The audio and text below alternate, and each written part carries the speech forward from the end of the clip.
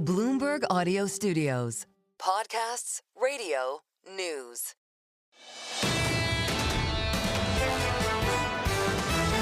This is the Bloomberg Surveillance Podcast. Catch us live weekdays at 7 a.m. Eastern on Apple CarPlay or Android Auto with the Bloomberg Business app. Listen on demand wherever you get your podcasts or watch us live on YouTube. Right now, we're going to look at like the pro view of this odd bull market. I love what Stuart Kaiser at Citigroup says here. And this is very, folks, this is like, geek talk. Remain long U.S. equity beta with tactical IWM upside and consider VIX roll down trades. Translate, a wise one. Well, as much as I like being referred to as a geek, good morning, everybody. Look, I think the story here, if I were to summarize that, is we still like being long U.S. equities. There's a lot of risk premium still in the VIX curve right now. Implied volatility is probably too high relative to how well the equity markets are behaving. That's out there. Exactly. And as that sort of compresses, it just gives another boost to the upside. So as much as people are worried about valuation and positioning, there's still actually a fair amount of fear priced into the market that needs to come out. Shout out to Zero Hedge, who makes a big deal about this. When you hear the phrase short covering, translate that on the Citigroup desk. It looks like the TV show industry. Translate what short covering means. Well, I think right now you have to think of what stocks are short, and those have typically been like the lower quality stocks that people didn't want to kind of touch. So when you get short covering, what that's doing is it's putting pressure on the stocks that hedge funds sort of don't like, and that can be really, really painful for them, at least short term in terms of their P&L. So what you're kind of doing is seeing a rotation into the stocks that hedge funds don't own, and again, that could be unfun for them, at least over a short-term period. Is the market still overly concentrated in some of the X number of big tech names? Is that still a thing for this market? I think it definitely is. I was in Europe a few weeks back, and I was surprised at how underweight the AI trade and underweight U.S. tech they felt. So I think the international investor, particularly early this year, was trying to do the U.S. exceptionalism is dead trade. And then you got, better news on tariffs and good news out of 1Q earnings, and it just kind of forced them back into the market. So yeah, I think there is a fair amount of call it concentration risk. Top 10 S&P stocks are more of a third of market cap. That's not going away. So it is a kind of a key aspect driving returns right now. To be honest with you, I don't see anything that's going to change that. I don't see anybody going out there and saying, I want to go out and buy value. What has to happen for that to broaden out, if you will? Yeah, I think the broadening at this point has to come from economic growth and earnings. So if during earnings season you are seeing a broadening out of that earnings growth, that can get people maybe a little bit down cap structured into that value trade. But to your point, the AI trade is just so powerful. Even Google overnight. A lot of moving parts there, but a key of it is they increased their CapEx by another $10 billion. And to the extent that that is still happening, it makes it hard for people not to be in that space. So I think that's kind of, like we mentioned, being long quality, like that Mag 7 trade is still the core position for most portfolios. And then why we like small cap is just, making sure we're not ignoring, the rest of the market during earnings season. So the quick answer would be we need to see broader earnings growth and recession risks continue to get squeezed out of the market for that smaller cap, lower quality stock to work. There's a headline out there, it is sort of in the zeitgeist, and I don't have the authority here or data, that the quants are really having a tough go of it. What is a quant, and why are they having a tough go of it? Well, on the quant side, these are folks that, are really investing very systematically in black box. They wouldn't tell you. They understand the box, from a distance. We don't. Why are they, having some trouble? I would say that the S&P 500 realized volatility is below 10% right now. So the S&P is not moving very much. The factors that a quant might trade, style stocks, value stocks, growth stocks, those have been incredibly volatile, much more volatile than the S&P 500 itself. So if quants are under pressure, it's because the market isn't moving very much, but the tools they use are. And that sort of dislocation can be really tricky for them. I'll just speak for myself. I'm very surprised, given all that's going on out there in the world, that the VIX is at 15. What does that tell you? That there's just people are just owning a certain number of stocks, and I'm not sure what that's telling me. Well, part of it is like the VIX itself. The number one fundamental determinant of the level of the VIX is S&P realized volatility. Okay. So if you were to take, let's say, 10 or 20 day realized volatility on the S&P, you'd add about 4.5 points to that. That's going to give you a quick and dirty on the VIX. The notable issue with the VIX now, to your point, the spot VIX is very low. But the VIX has a term structure, so you can trade the outlook for volatility for the next 6 to 9 months. You're betting that outlook will come to a lower VIX, a greater optimism. Yes, we do believe that additional volatility priced into the 3 to 6 months ahead outlook needs to come in as tariff news improves and the economic data gets better. One final question. Ludlow's people just emailed me and said Ed's getting impatient. Stuart Kaiser, as simple as I can, how do you measure the exuberance or effervescence in the market now? Is it leverage? I mean, what's the oomph right now? I think what people are focusing on is, number one, valuation. We've seen significant PE expansion for the S&P. I think you all touched on it earlier, retail participation. These retail meme stocks are really starting to move a lot again, and that's like a bull market trade. So we'll pay attention to that as well. But I think number one thing is A, valuation, B, level of the VIX, 3, retail participation. Stuart Kaiser, thank you so much. Greatly appreciate it.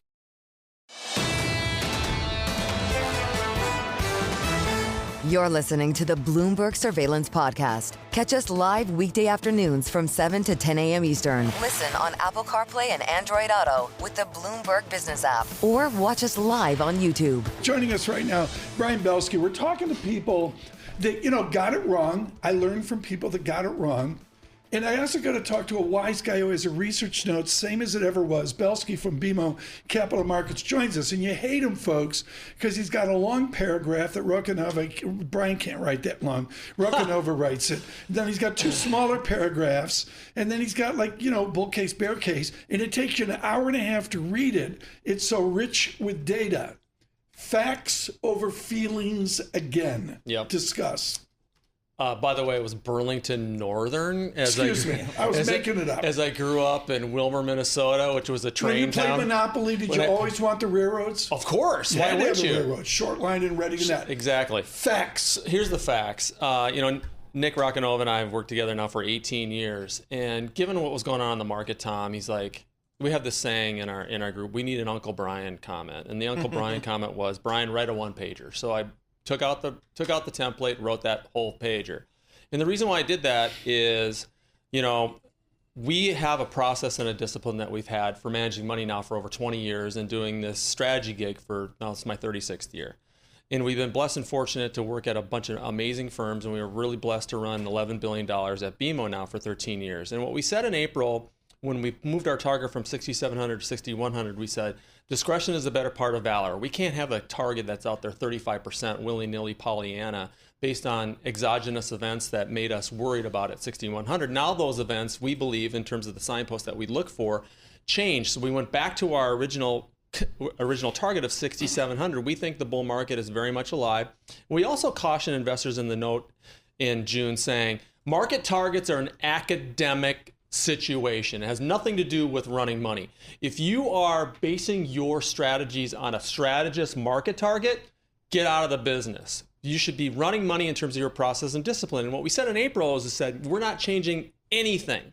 We're not changing anything in terms of our sectors and the stocks we own. That resulted, and I'm very humbled to say, that resulted in the best quarterly performance I've ever had running money. Now, you don't judge by just a quarter, you judge by longer term. So we look at the last 12 months of the returns on our portfolios out 10 of our benchmarks. We've crushed them. And the reason is that we stuck with these great stocks. If we like them at 10, we like them even more at 8. And that actually paid off again. So we think the bull market is very much alive. It doesn't mean that we're not going to have days and weeks looks like we're going to be a little squishy here, let's call it. But that's all about investing. Financials, that's one of the groups that people have been talking about for a while. How do you guys think about financials? We had some really good numbers out of the big banks. Really good numbers. And we've been very resolute in terms of our thinking and feeling on financials. We think it's the really big and the really small. At the end of the day, no matter how much financial services tends to screw up this business, it's a relationship business. And that's where the small banks with beautiful balance sheets and great cash flow and great relationships with their customers are going to win, Paul. But I think where people missed it is that they were too fixated on the negativity surrounding the big banks. I think the big banks will continue to benefit from these multi-lines of business. We've said this for 3 or 4 years now. So whether or not it's Morgan Stanley, Goldman Sachs, Bank of America, former employer, right. Citigroup, JPMorgan, you're going to have quarters that trading is going to do well, and you're going to have quarters that wealth management is doing well. Brian Bellski with us. I was thunderstruck, Brian, by Google's numbers yesterday, the double-digit nature of it, the across-the-board confidence. Talk to people that just say, if it's too good to be true, it's going to end. The tech thing, the Mag 10, the Mag 40, the 60 stocks in the Belski universe, someday it's going to end. How do you handle that emotion? Well, because it is emotion, it's not based on the facts. You want to buy these companies that are masterful in their craft, that have amazing management teams, that have great cash flow, and have, I would say, binary decisions made about them that everybody agrees on, i.e., we're never going to use search again, which is ridiculous.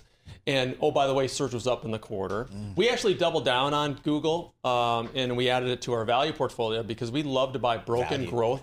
Oh yeah, when the stock was down in April, we put it in our value portfolio. Why? Because it's a broken growth story. Is Apple a broken growth story? No, I think Apple is a cash machine. You never want to ever bet against the U.S. consumer. And let's put a semicolon space, and you never want to bet against Apple. Paul, one of the best things Secunda and the crew, David Tamborelli, invented over at Bloomberg is a quick use of cash at a given company. I reviewed the cash generation of Apple yesterday. I've said this before, folks. To me, it's like a 19th or even 18th century Hong Kong trading company. They just mint profit and they don't want to talk about it. So, Brian, how do we think about one of the themes today that we discussed with several of our guests is just that concentration risk that's still in the broader market here. And we saw it just kind of coming to mind because we had such good numbers out of Google here. How do you guys think about that? Is it a risk? Is it just the new world we're in? It's partially in the new world we're in, but it's going back to the talking head theme that we said, same as it ever was. If you go back to 1995, 96, it was a concentrated market in terms of the Nifty 50, and those Nifty 50 stocks were the big liquidity stocks like Procter & Gamble, Gillette, Coca-Cola, Pepsi. People bought those stocks because of liquidity. They were worried about coming out of the commercial banking crisis that you were worried about at Rauscher, and I was worried about at Dane back in 94. Anyway, I do believe that this notion of broadening out was proved by decent performance in Europe and emerging markets, and I think that's going to follow through with value and small cap. Again, I think 10 years from now we're going to be kicking ourselves if we didn't own more small cap. When will you know to go long healthcare? It's a great question. What's the Belski-Rekanova mechanism to say, finally, get on healthcare? We're underweight. We've been underweight all year. And then when people started buying in the beginning of the year to be defensive, from a fundamental perspective, we saw problems with the pipelines. We saw problems with the cash flow. We saw problems with the rhetoric in terms of the vaccines. And so we've been focused more on Gilead, the biotechs, even United Healthcare. We bought more United Healthcare because I think people made too much negative rhetoric on that as well. So, Tom, I think once we see a broader correction and a more signs of broadening out, healthcare and financials are the cheapest sector. Financials have the fundamentals. Healthcare right now could be a value trap. We need to see more earnings come in through, and then we'll feel better about that. So you need to see quarterly sequential earnings. Are you looking at free cash flow? Where on the income statement are you looking in healthcare to say, let's go? We're looking at earnings first, and then we're seeing on the earnings revision side. I want to see earnings revisions, again, being contrarian. I want to see earnings revisions completely blow out and be negative. Then I'll feel better about healthcare. Brian Bellski, thank you so much for joining today. BMO Capital Markets, too short a visit. This is the Bloomberg Surveillance Podcast. Listen live each weekday starting at 7 a.m. Eastern on Apple CarPlay and Android Auto with the Bloomberg Business app. You can also listen live on Amazon Alexa from our flagship New York station. Just say, Alexa, play Bloomberg 1130. Someone that does critical research at JPMorgan, working with Bruce Kazan. Michael Feroli is out of the Booth School, Chicago, driving all their academic work here in New York City. We're thrilled that he could join us this morning. Michael, I got to go back X number of years where you stopped American economics with the potential GDP estimate of our economy. Given the turmoil, can JPMorgan calculate what our potential GDP is now, or with all the trade upset and that, is it impossible to calculate? I wouldn't say impossible. I mean, it's always going to be an estimate of a latent variable, so you're never going to know for sure. But right now, certainly it seems like, as you know, Tom, economists like to divide their estimate of, or separate their estimate of trend growth into trend labor supply and trend labor productivity. labor supply is certainly downshifting pretty notably here over the past year, just given trends in immigration policy and the foreign-born labor force. Probably more in question is productivity growth, which has shown a little bit of life after being pretty moribund in the last expansion. Right. However, I think maybe the case for a productivity renaissance is perhaps a bit premature. We're seeing productivity growth since the end of the last expansion, something like 1.7%, 1.8%, versus 1.5 or 6 prior to that point. The productivity miracle that AI promises, do you sense that it's distributable across all of America? Or do the productivity gains of AI just go to the fancy people, the haves that have a fancy computer at home, like Lisa Mateo? Yeah, so first of all, one thing I would say is so far, we don't think we've really seen the productivity gains in the aggregate data, right? When we look across industries, that you don't really see much of a correlation between industry productivity performance in this expansion so far and industry AI usage intensity. So I think we're really talking about something that's more speculative than what we see in the data. I think certainly when we think speculatively, almost all the models, economic models of AI would suggest that it's going to lead to a lower labor share of income, more national income going to capital and the people who basically own the data centers and own the code. So, Michael, just earlier this morning, Tom and I were speaking with someone from the Yale Budget Lab, kind of highlighting maybe some of the economic impacts of a tariff regime, which is going to look a lot different than it did before President Trump took office. How do you guys factor that into your GDP forecast, your inflation forecast? Yeah. So in the near term, being the next like 1 to 4 quarters, we're really thinking about tariffs for what they are, which is a tax. A tax of perhaps around $400 billion that is going to be distributed somehow between businesses and households. And to the extent it's distributed more to households, that's going to show up in higher prices. It's going to be an indirect tax via higher prices. So we're kind of thinking right now that $400 billion, most of it probably ends up in higher prices rather than lower margins. I guess also for the near term, one thing we and others have been watching is whether, uncertainty over trade policy is a headwind to capital spending. And that's been more of a forecast than anything we're seeing in the data. Perhaps, if you want to be an optimist, you can make the case here that, if we get past August 1, the uncertainty may head down and that headwind to CapEx may turn lower as well. In the I guess more medium term, we, like almost all neoclassically trained economists, tend to think that tariffs will reduce, aggregate welfare because you are going to be shifting. If you remain at full employment, yes, you're going to have manufacturing jobs grow, but you're going to have all other jobs decline, and you're going to have higher priced manufacturing goods here in the U.S. But that's something probably you have to look out maybe at least 1 or 2 years to think about those medium-term effects. Given that background, Michael, how does that impact the way our Federal Reserve looks at its rate policy, do you think? Well, it's one of many things they're thinking about, I'm sure. As Powell and others have said, you face a difficult trade-off if it's lower growth and higher inflation. Right now we and the market are thinking that it tilts the Fed toward easier policy once we get past the hump in tariff pass-through, which could be, in a few months. Then I think you can turn your attention to growth. But look, I would also say that in an environment in which inflation expectations on the household side remain high, on the market side, are drifting higher, you can't be too,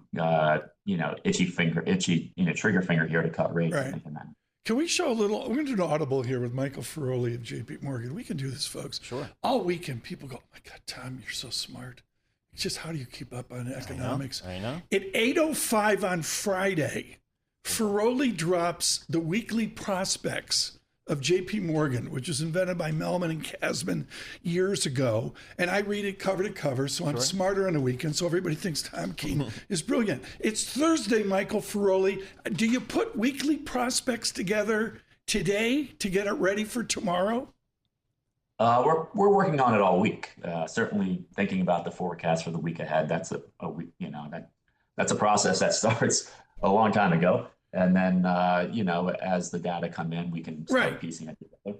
Obviously, when payrolls are on Friday, we have to hold off a little longer. Then you have to stay up and put it out at 9 p.m. and ruin my Friday. Michael Feroli, your chart last week, which was just stunning, folks, is inflation-adjusted consumer spending and inflation-adjusted goods spending. What does it symbolize, Michael Feroli, that we flatlined since December of last year? Yeah, so that's a bit of it's a bit of a mystery, right? Because most of the metrics of household financial performance look still pretty healthy. Credit performance looks good. So I think it's a few things. Maybe you're seeing you have had a downshift, as you mentioned, in real disposable income. Some of that just the slowing in overall labor market growth. You did see a bit of a drift up also in the saving rate. So there may be a little bit of caution here early in the year. Perhaps, some of the policy uncertainties, not only affecting businesses, but households as well. Yeah. Michael, when you're putting this out on Friday night, you and Michael Hansen, like you're work from home. I mean, you're so gone. Is Murat Murat in the office, like putting this thing out Friday night, eating pizza? We're mostly in the office. Most of the week, I would say. He says he got that done. Okay, I'm sure Mr. Diamond's buying quality pizza for you there on Friday night. Michael Feroli, thank you so much. Folks, I can't say enough about what Robert Mellman invented at JPMorgan. And I'm sure Michael Feroli and Bruce Kasman could go literally back before Mellman.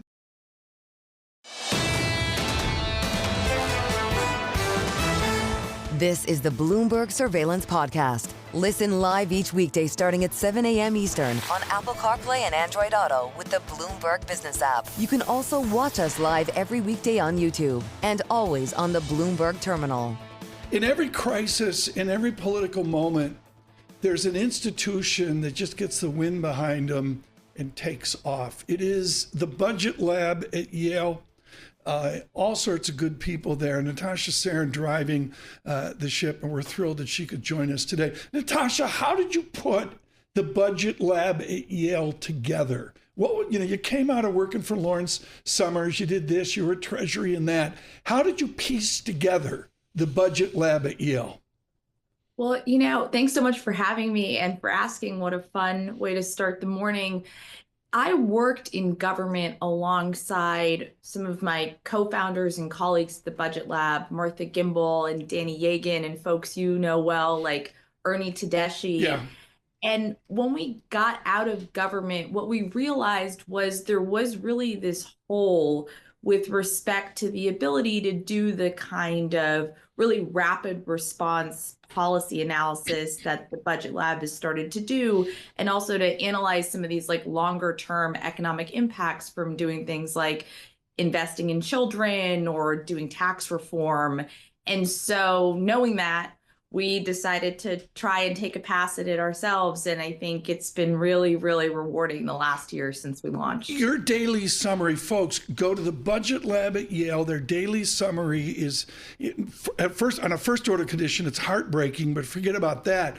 Natasha, of all the statistics of the public losing $2,300 per household, of bombing our trade back to 1933, which is the statistic from Ernie that gets your most attention?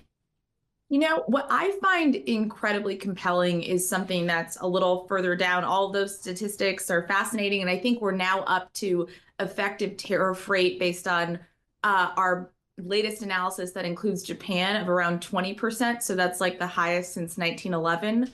But what I find super interesting is that we have seen since January, the effective tariff rate change on some 35 days in this administration. So we're basically seeing this movement up, down, and this uncertainty that I think is impacting the economy in real ways that you're actually starting to see. So I just find looking at that graph and kind of watching these movements incredibly interesting. So given that we may see an effective tariff rate of around 20%-ish, what does that mean for economic growth? What does that mean for inflation? Yeah.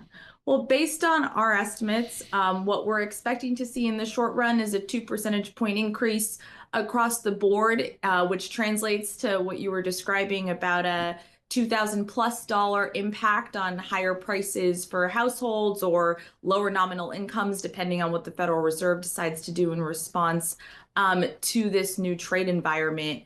And what you're also going to see as a result of the fact that you are going to be pushing up effective tariff rates so substantially is you're actually going to see the economy be smaller in the future than it would be in the absence of these tariffs. And so our estimates are that we're seeing about a 0.8 percentage point decrease in GDP over the long run as a result of some of the policies that this administration is pursuing. The administration will say, okay, there may be some short-term economic headwinds, but on the flip side, they're generating a lot of tariff revenue. Can you explain that math?